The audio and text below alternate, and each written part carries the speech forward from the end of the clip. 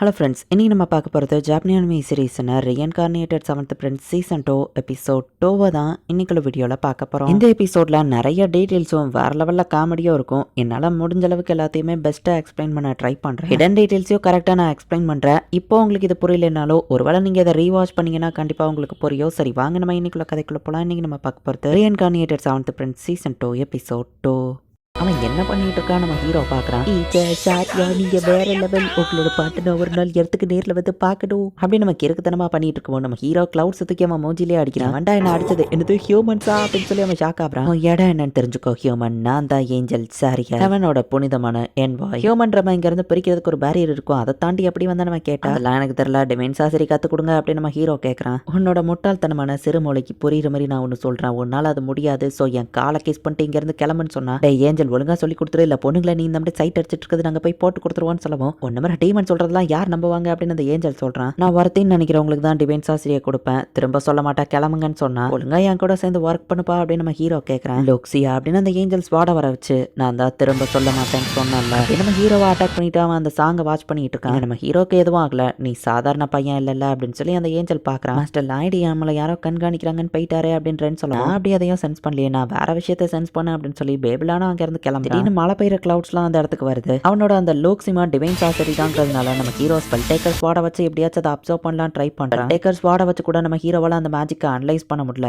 அவன் கேஸ் பண்ணதுக்கு அப்புறமா இந்த ஸ்வாட்ஸ் எல்லாமே வந்துட்டு ஒரு பிசிக்கல் ஆப்ஜெக்டா மாறி சரி அப்படின்னா உன்னோட அஃபென்சிவ் ஸ்கில் எப்படி இருக்குன்னு பாப்போம் அப்படின்னு நம்ம ஹீரோ வந்துட்டு அட்டாக் யூஸ் பண்ணா ஜேரியல் அதை டாஷ் பண்ணிட்டான். அது கிராக் பண்ணிட்டா ஜேரியல் பயப்படுறான். ஏன்டா அதை டாஷ் பண்ணவன் ஸ்வாட் உடஞ்சிருமா நம்ம ஹீரோ கேட்கும்போது யார் சொன்னா என்னோட லோக்ஸியா இன்வென்சிபிள், அதை எதாலையோ டெஸ்ட்ராய் பண்ண முடியாது அப்படின்னு ஜேரியல் சமாளிக்கிறான். இவன் என் அட்டாக்கை டாஷ் பண்ணா எப்படி எக்ஸ்பெரிமெண்ட் பண்றது நம்ம ஹீரோ பார்த்தா என்ன வச்சு எக்ஸ்பெரிமெண்ட் பண்ண போறியா, அவனோட அந்த கேவலமான மேஜிக் எல்லாம் என் லோக்ஸியா மேல தொட விட மாட்டேன் அப்படின்னு நம்ம சொல்லவும் சாரி நான் டாஷ் பண்ற ஆப்ஷன் உனக்கு கொடுக்கறதா இல்ல. நம்ம ஹீரோ இப்போ டெலிபோர்டேஷனை யூஸ் பண்ணி மேஜிக் ஸ்பெல்ல வச்சு அட்டாக் பண்ண ஆரம்பிக்கிறான். ஈவன் டெலிபோர்டேஷனை யூஸ் பண்ணாலும் அதை ஆக்டிவேட் ஆகிற அந்த கொஞ்சம் டைமிங்ல வந்து ஜேரியல் தப்பிச்சிட்டு இருக்கான். இதே டெக்னிக் யூஸ் பண்ணி தான் பிரின்ஸ் லாய்டை அட்டாக் பண்ணா. பட் பிரின்ஸ் லாய்டு யூஸ் பண்ற இந்த டெக்னிக் ரொம்பவே டிஃப்ரெண்டா இருக்கு பாஸ். ஜேரியல் ஐயோ பாவமா தெரியுது, இப்படி அட்டாக் பண்றது ஓவரா தெரியலையான்னு கேட்கவும் அவனோட லோக்ஸியா இன்வென்சிபிள்னா அவன் தானே சொன்னான். ஸோ கண்டிப்பாக அவனுக்கு எதுவும் ஆகாது. அது போக ஜேடோட பவரை நான் மிஸ்யூஸ் பண்ணுவேனா அப்படின்னு சொல்லி நம்ம ஹீரோ சொல்கிறான். திரும்பவும் நம்ம ஹீரோ அவனோட ஒரு ஸ்பெல்லை வந்து டெலிபோர்ட் பண்ணுறான். பட் அந்த ஸ்பெல்லை ஆக்டிவேட் ஆக கொஞ்சம் டைம் எடுக்கு. அதை யூஸ் பண்ணி ஜேரியல் தப்பிச்சிருந்தான். ஜேரியல் புரிஞ்சுக்கோ, என் பாஸ் ஒன்று கொள்ற நோக்கத்தில் இல்லை, ஒழுங்கா அவருக்கு டிவைன் சாஸ்திரியை காத்து கொடுத்துரு அப்படின்னு கிரிம் சொல்கிறான். என்னோட லோக்ஸியாவை உங்கள் லோ லெவல் மேஜிக்கெல்லாம் வச்சு எதுவோ பண்ண முடியாது அப்படின்னு நம்ம ஓவரா பேசுவோம். ஸ்பெல் கேஸ்ட் ஆக டைம் எடுக்கிற கேப்பில் தான் அவன் தப்பிச்சிருந்தான். ஸோ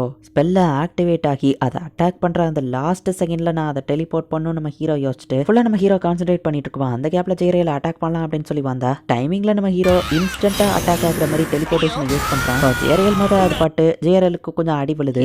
லோக்ஸிமா இன்ஃபினிட் கூட ஸோ என்னால எவ்வளோ மேஜிக் ஸ்வாட்ஸ் வேணா கிரியேட் பண்ணிக்கிட்டே போக முடியும், இந்த ஃபைட் ஈஸியில முடிய போறது இல்லை அப்படின்னு ஜேரியல் சொன்னா வாயை கொடுத்து வாங்குறானே அப்படின்னு சொல்லி கிரிம் யோசிக்கிறான். அது இன்ஃபினிட்டினா அதோட லெவலை நான் டெஸ்ட் பண்ணி ஆகணுமே அப்படின்னு நம்ம ஹீரோ சொல்லிட்டு நிறைய ஸ்பெல்ஸை இன்ஸ்டன்டா ஒரே நேரத்தில் கேஸ் பண்ணுவோம். இது இன்ஃபினிட்ல கிடையாது, நான் போய் சொல்ல சாரி ஸ்டாப் எடுக்க அப்படின்னு சொல்லி அவன் கதறி கடைசியில் இறந்தே போற கண்டிஷனுக்கு வந்துட்டான். டிமன்ஸ் அண்ட் ஏஞ்சல்ஸ்லாம் மானாவால கிரியேட் ஆனவங்க. ஸோ அவன் மானா கம்மியாயிடுச்சு அப்படின்னு கிரிம் சொல்றான். இவன்கிட்ட நிறைய மானா இருந்தா இவனால இன்ஃபினிட்டிவா அதை உண்மையிலேயே கிரியேட் பண்ண முடியுமா நம்ம ஹீரோ பார்க்கலாம். அவன்கிட்ட நான் தோத்துருக்கலாம், பட் நீ ஆசைப்பட்டபடி டிவைன் சாஸ்திரியை உன்னால கத்துக்கிட முடியாது குழந்தை, நீ தோத்துட்ட அப்படின்னு அவன் யோசிச்சுட்டு இருந்தான். நம்ம ஹீரோ அவன் மானா ஃபுல்லா அந்த ஏஞ்சலுக்கு கொடுக்குறான். கொல்ல ட்ரை பண்ண என்னையும் காப்பாத்துறான்னு அந்த ஏஞ்சல் கேட்டா டிவைன் சாஸ்திரி கத்துக்கணும் அவ்வளவுதான் நம்ம ஹீரோ சொல்றான். ஸோ உன்னோட பேரு லாய்டா அப்படின்னு நம்ம கேட்கறான். நீ அவனுக்கு நிறைய மானா கொடுத்துட்டு அவன் குண்டாயிட்டான் பாருன்னு கிரிம் சொல்றான். இன்னசென்ட் சைல்டு கிட்ட இவ்வளோ பவர் இருக்குன்னா கண்டிப்பா இது அவர் செயலா தான் இருக்கும். நான் அவனுக்கு டிவைன் சாசரியை கொடுக்குறேன் அப்படின்னு அந்த ஏஞ்சல் சொல்லிட்டு இந்த கிஃப்ட்டை நான் அவன் கூட ஷேர் பண்றதுக்கு அவன் கூட கான்ட்ராக்ட் போடணும் அப்படின்னு ஜேரியல் சொல்லிட்டு இவன் பாடியை நான் கண்ட்ரோல்ல எடுத்துட்டா என்னால இடத்துக்கு போக முடியும், சாரி ஆண்டி சரியோ நான் நேரில் மீட் பண்ணலாம் அப்படின்னு ஜேரியல் யோசிச்சா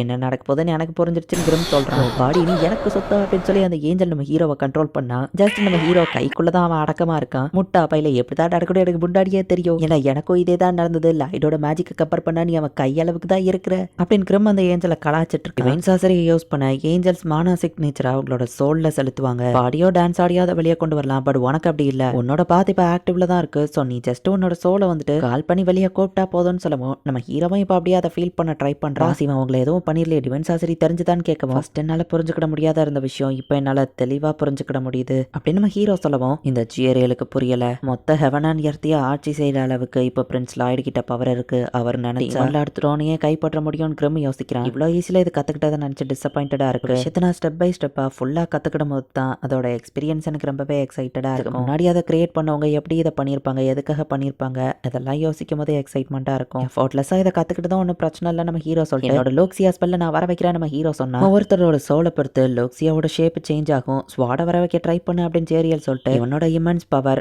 மேஜிக்கை கத்துக்கணுங்கிற அந்த மனசு எல்லா விஷயத்தையும் புரிஞ்சுக்கிடணும் கத்துக்கிடணும்னு நினைக்கிற இவன் ரொம்ப நாளைக்கு முன்னாடியா ரெஸ்பெக்ட் பெற்ற ஒரு ஹியூமன் மாதிரி தெரியுறான் அப்படின்னு சொல்லி ஜேரியல் யோசிக்கிறான். இவன் ஸ்வாட் கண்டிப்பா இவன் சோலை ரெப்ரசென்ட் பண்ற மாதிரி அழகா இருக்கும் அப்படின்னு சொல்லி ஜேரியல் பார்த்துட்டு இருந்தா மிகப்பெரிய டிசாஸ்டரே ஹெவனுக்குள்ள வந்த மாதிரி இருக்கு. பெருசாகிட்டே போய்கிட்டு இருக்குது. டிமென்ஷன் ஒன் வாழையே கிராஸ் பண்ணிட்டு இருக்கு. ஸ்லைட் ஸ்டாப் பண்ணிக்கன்னு ரிம் சொன்னா நான் இன்னும் ஃபுல்லா முடிக்கலையே நம்ம ஹீரோ சொல்றான்.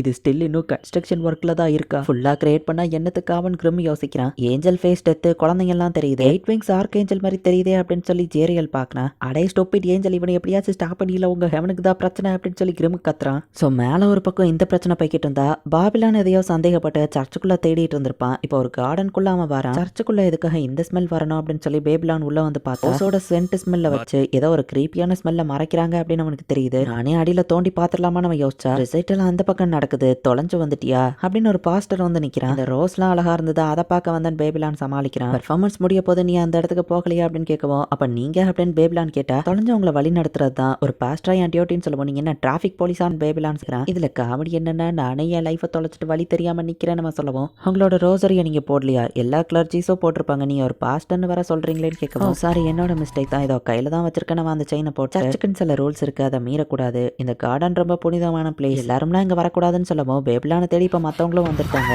ஹீரோ அந்த பாஸ்டை பார்க்கவே பயப்பட ஆரம்பிக்கிறான். உங்க ரோசரியை நீங்க டெய்லி பாலிஷ் பண்ணும் இல்ல போடாம இருக்கிறதுனால அது புதுசா இருக்கணும்னு பேபிலான்னு சொல்லிட்டு போகவும் இங்க ஹீரோ பயந்துட்டு நின்றுட்டு இருக்கான். அவங்க மட்டும் தானே இருக்காங்க. பாஸ்டர் அட்டாக் பண்ண ரெடி ஆகும் போது டக்குன்னு நம்ம ஹீரோ டெலிபோர்ட் ஆகி பின்னாடி வரான். மாஸ்டர் லாய்டு வந்துட்டீங்களான்னு கேட்கிறா.